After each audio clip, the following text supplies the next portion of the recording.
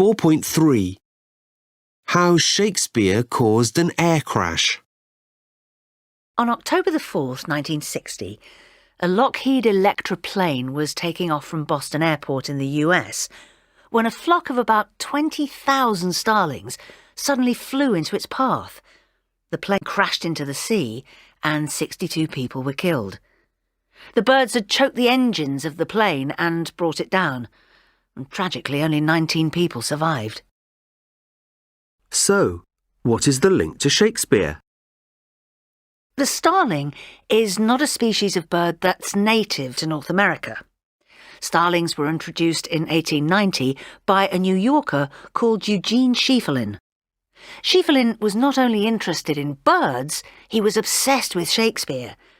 He'd made a list of all the songbirds mentioned in Shakespeare's plays and poetry, and he wanted to introduce these birds to Central Park in New York.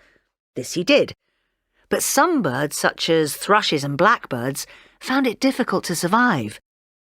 Others, however, particularly the starlings, thrived, and by the 1940s they had spread across America from California to Alaska. They formed gigantic flocks of up to 1 million birds, and many native species, such as bluebirds and woodpeckers, were driven out.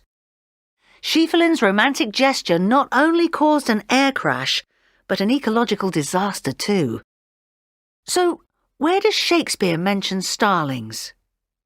In all of his 37 plays and 154 poems, there is only one brief reference, and that's in Henry IV, Part 1.